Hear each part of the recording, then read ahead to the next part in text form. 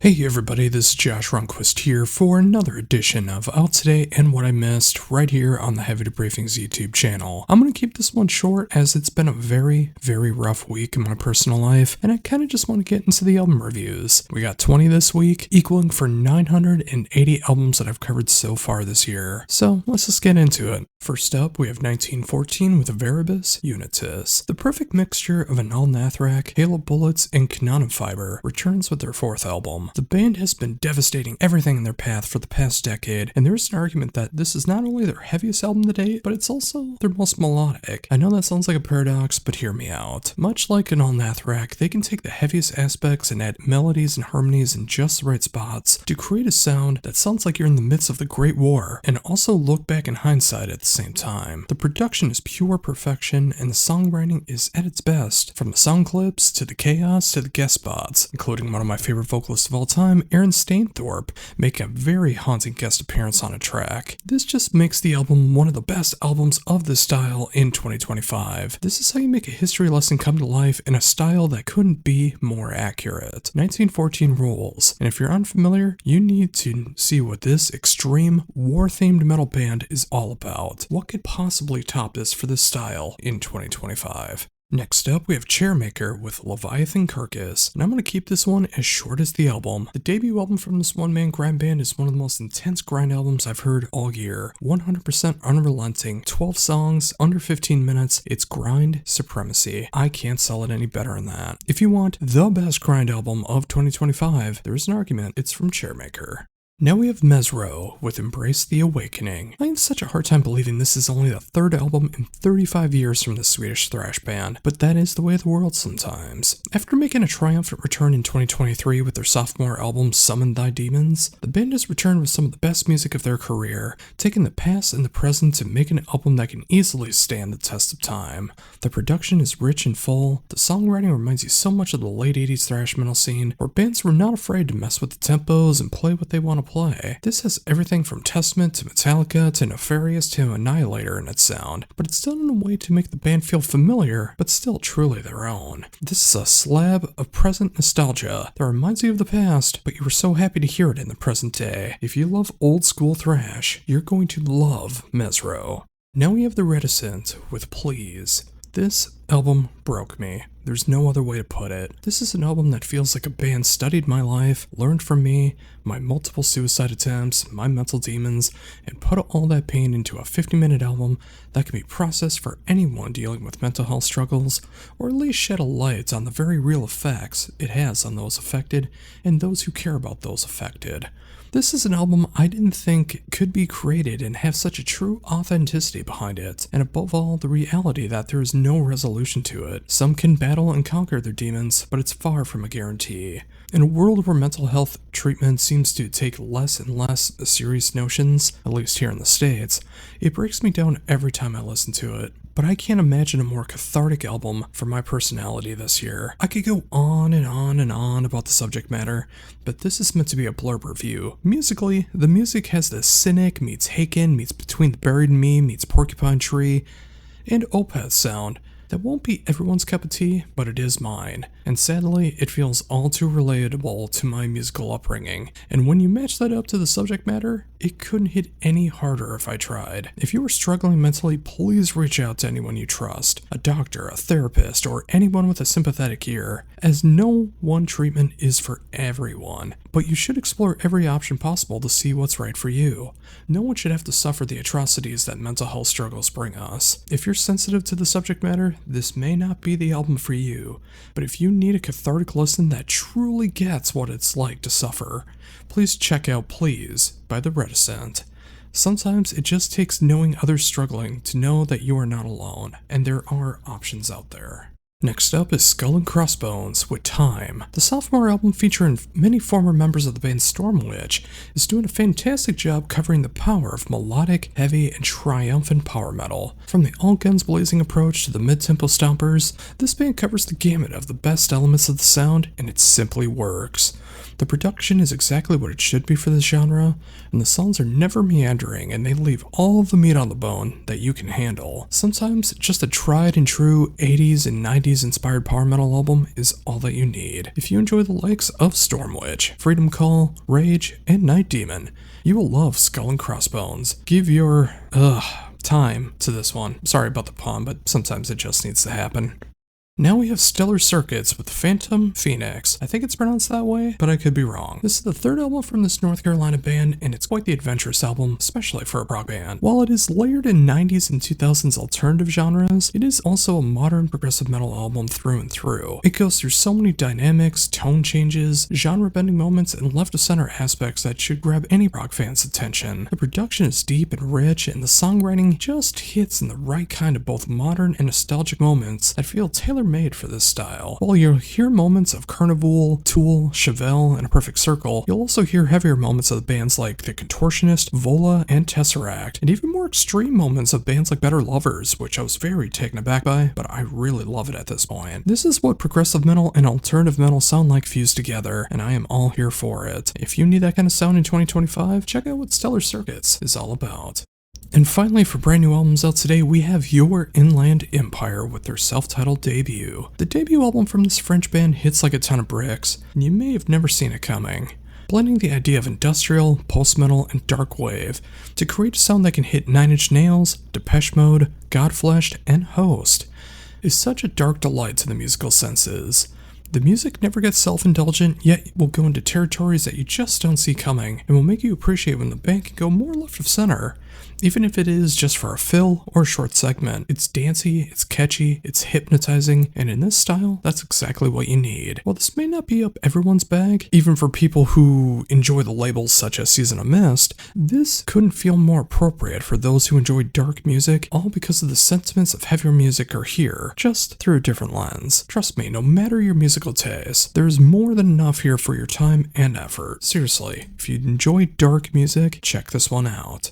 And now for everything that I missed, starting with Astronoid with Stargod. Boy, I really wish I would have gotten the promo for this one last week, but that's just the way my deck of cards was played this week. Astronoid has gone on quite the voyage of sound with their fourth album. It's their biggest departure yet, but it also feels like the most true and accurate representation of Astronoid so far. After many positive and negative things hitting the band over the last few years, the band has set a new course in sound, while not straying too far off their own path. If you loved what the band has done before with your unique sound of Mew meets Devin Townsend meets Emperor, that is here, but there's so much more and less to this sound. There are still blast beats used sparingly, there's still the tremolo picking, it is still fast-paced, but the majority of the album is focused on this retro-future kind of sound that feels like a mix of 80s AOR, synthwave, and space rock. The production on this one is beyond stellar, and the songwriting, while a twist from what they've done in the past, is exactly what the band needed to do to progress their sound. I wish I had a better comparison for this particular album, but stick with me here. Think if Magic Dance, Rollo Tomasi, and Mole made a band together and created this album. There's an argument that this is going to be the band's best album, once the genre shift kind of shocks wear off on people. The sky's the limit for Astronoid going forward, and if Stargod is any indication, they're going to be remembered as heroes of the sound from this day onward. Seriously, this is one of the best albums of 2025. Next up, we have Bastion's Wake with Go Tell the Bees. This is not an album for the faint of heart. The sophomore album from the Stellar band is a grand mix of progressive, power, black, epic, folk, and doom metal, all rolled into one grandiose package. The production is just raw enough, and it still feels clean and layered. The songwriting is, of course, the main attraction here, and it hits on so many genres, while never feeling like a hodgepodge of sound, and is written with a keen sense of musicality, knowing what to play and what not to play. Everything in this music just works, and everyone in the band shines in one way or another, and still allows for the songs to do the talking. It is way too hard to try to narrow down similar bands, as the sound is just so grand and vast, but a couple bands that come to mind are Glyph, Sacred Outcry, A Sound of Thunder, and Borkdagar. If that sounds intriguing to you in the slightest, you need to give this one a shot.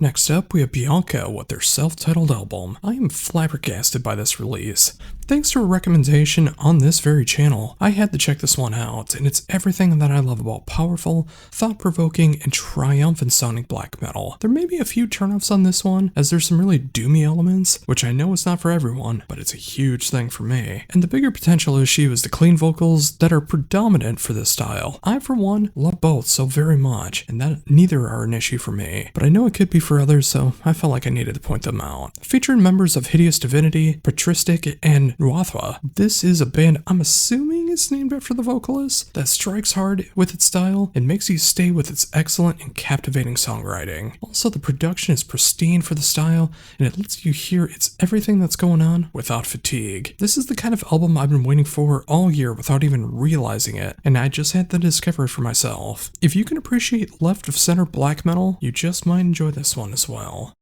Next up, we have Black Cross Hotel with Songs for Switches. The sophomore album from this Chicago collective is something I never would have expected, but I couldn't be happier that this exists. Featuring members of Stabbing Westward, The Atlas Moth, Minxed, and Whipped, Black Cross Hotel mixes gothic metal, post-punk, industrial, and more to create a sound that feels like a combination of every member's other projects, but it all feels different enough. The closest comparison I could think of is the band The Lion's Daughter, and I feel that's quite apt. The production on this one is stellar, and the songwriting feels lean and mean, leaving no fat on the bone. 10 seconds and a second over 41 minutes, this feels like the perfect length for an album like this. It's undeniably catchy, and it sinks its teeth into you, and by the end, you'll be wanting more. If you enjoy any of the members' bands, or if you're big into these genres, you need to see what Black Cross Hotel is all about. Next up, we have Canvas of Silence with As the World Tree Fell. What an intriguing album. The debut album from this Finnish band takes pop, prog, melodic, and symphonic elements to create a sound that is catchier than most progressive and symphonic metal albums that you normally hear, but it is much more sophisticated and full-fledged compared to a lot of pop, melodic rock, and metal albums of recent times. Its lyrical themes are straight from the heart and hit on both the metaphorical and introspective sides. The songwriting is insane, showcasing a display of musicianship that only comes from a deep love of songwriting of these kinds of styles. I hear so many bands throughout this album, from Mirath to Haken to Dream Theater to Illuminashade. This is a stunning display of how to fuse genres into a sound that feels natural and will be stuck in your head for days. Prog albums like this are few and far between in 2025, so if you need something like this, you better give this one a proper spin.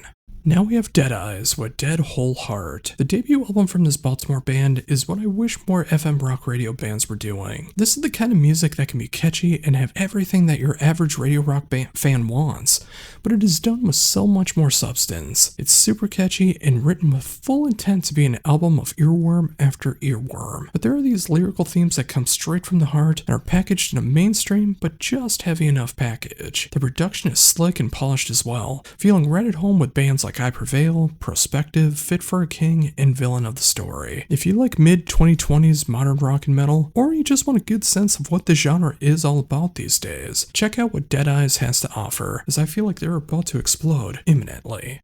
Now we have Godark with Omniscience. The sophomore album from this Portuguese band is a sensational display of melodeath done at a time that we truly need it. While 2025 has been a great year for the genre, hearing a band like this, taking the genre, adding different elements to the mix, and making this an exciting listen from beginning to end is an awesome thing to see. At 9 songs and almost 58 minutes, it's a bit longer than other albums of this genre this year, but there isn't a single wasted second here. The production is human, yet feels bold and polished. The songwriting is the real star of the show here, with elements of bands like Dark Tranquillity, Wolfheart, Horizon Ignited, and Shade of Sorrow. While this is still a smaller band, I don't see that happening for much longer. This is a monumental melodeath album that is more than worthy of your attention. Now we have Oromet with The Sinking Isle. Easily one of the best, if not the best, funeral doom album of 2025. The sophomore album from the Sacramento band hits that sweet spot of funeral doom that couldn't feel more appropriate for this time of year. In the Northern Hemisphere, it's getting colder, darker, sadder, and in a year like 2025, we need an album that hits all those sentiments with authenticity. This duo has created 3 tracks, over 43 minutes long, of some of the best funeral doom not only of this year, but some of the best of the entire genre. The production is perfection, the songwriting is everything that makes funeral doom work, and the chemistry on display is just phenomenal. There is a pure love of the genre on display, and you simply can't fake that, especially with this. If you enjoy the likes of Deha's funeral doom albums, Bell Witch, and Mournful Congregation, this will become a new obsession for you. Again, easily one of the best of the year. Next up, we have Professor Emeritus with A Land Long Gone. Now, is that band name kind of a play off of Papa Emeritus? Potentially. I haven't looked that further into it, but maybe. Now, this is an album that I need to give all my apologies to. This came out back in mid-June, and I've been meaning to cover it for this long, but I just haven't gotten to it yet, and I thankfully remedied that here, as it deserves all the love and attention that it can possibly get. This is a killer display of what epic doom metal can be done with that Candlemass meets Crypt Sermon meets Beholder Direction. I also hear a ton of prog throughout this one as well, giving off this different flair than you would normally hear from the genre. Epic doom metal meets progressive metal? Pretty cool. It's a deep album that is layered and well thought out. The production is one of the best I've heard in epic doom metal all year, and the songwriting is so sophisticated and triumphant while still feeling like it will send you straight to your demise. I feel bad for not getting to this one sooner, but I'm glad I got to it before the end of the year. If you love epic doom, you're going to love Professor Emeritus. Next up, we have Sarea with Last Burning Sun. The fourth album from this Finnish band is such a welcome and heart-wrenching display of melodeath with some metalcore combined. I can hear bands like Slowfall, In Mourning, In Flames, but I can also hear bands like Killswitch Engage and Unearth in the riffs. That makes me so much more intrigued, and it captures my past and the present in perfect harmony. This is a band that knows how to channel their music, and they're making the music just catchy enough, just heavy enough, and just emotional enough. The production is clean and layered, with the songwriting that will grab you and not let go from beginning to end. I needed an album like this right now, and I'm so happy that I came across it. If you love this combination of melodeath and metalcore, you need to see what Sarea is all about. Next, we have Typhus with Fate Weaver. The sophomore album from this Greek band is a triumphant display of classic heavy metal and classic power metal styles. Feeling like both a tribute to the past and a look into the future at the same time is a hard thing to achieve, but they pull it off flawlessly. The production feels vintage, but holds up in 2025, and the songwriting is an awesome display of putting all your best elements into a song and leaving any fat on the bone. If you dig the likes of the recent albums from Aquila, Red Shark, and Stygian Path, you are going to love what Typhus brings to the table. What a killer display of classic heavy metal and classic power metal. Next up is a band name and an album title that I truly hope that I get right. We'll see what happens. Waldgeflüster with Knochengesänge. God, please don't take that as it is, just look at the title. The 8th and 9th album, yes, technically as both are two different releases, but I'll be talking about them together for convenience, from this long-running German outfit, is one of the hardest hitting albums of the genre this year. This is quite the unique user experience as well, as the first part of this double release is the traditional Waldgeflüster that I know of, with their atmospheric, folky, post-black, and more elements tugging at the heartstrings and never letting go. While the production is raw, the emotion comes from the music is grandiose and flowing. Part 2 takes everything off of this album and reworks it into a different style. Some are more post-rock, some are more acoustic, and some more that I won't spoil here, but it will be a left-of-center turn for you. So you get the best of both worlds here. If you like the traditional sound of the band, that's here. If you want to see the band experiment, that is also here. Seeing how much the band has grown over the years and become this entity that they are today is an incredible thing to see, and it only gets better as time rolls on. This is easily one of the best, if not the best release from Waldgeflüster, and if you dig anything from Panopticon, which of course often shows up on this album, Wooden's Throne, or Winterfelleth, you need to see what Waldgeflüster is all about. And finally today we have 0 Degree with What We Become. The third album from this German melodeath band is just the picture-perfect look at how melodic melodeath truly can be. This leads on this album are almost hypnotizing in their display, and the overall songwriting package is everything that you love about 90s through 2000s melodeath, but done with more melody and harmony. The production is a little raw, but nothing distracting, and at 9 songs and almost 40.5 minutes, this feels like the perfect length to showcase what the band is all about without anything feeling like it's overspent. If you enjoy the likes of Godark, Construct, Silence Lies Fear, and of course, In Flames, 0 Degrees may become your new obsession. This is quality made melodeath that works in 1995, 2005, and 2025. And there you go, folks, another 20 albums done for Out Today and What I Missed, this time for November 14th, 2025. What do you think? Did I cover some good stuff? Did I cover some bad stuff? Anything that you're going to check out? Anything that you're going to steer clear of? Anything that I might have missed? Please let me know down below. And of course, like, comment, share, subscribe, all of that good stuff. Make sure to come back next week as we finally tackle 1,000 albums in 2025 so far for my last 2 weeks of coverage with Out Today and What I Missed for November 21st, 2025. But until then, for the Heavy Debriefings YouTube channel, this is Josh Runquist saying, embrace the skullet.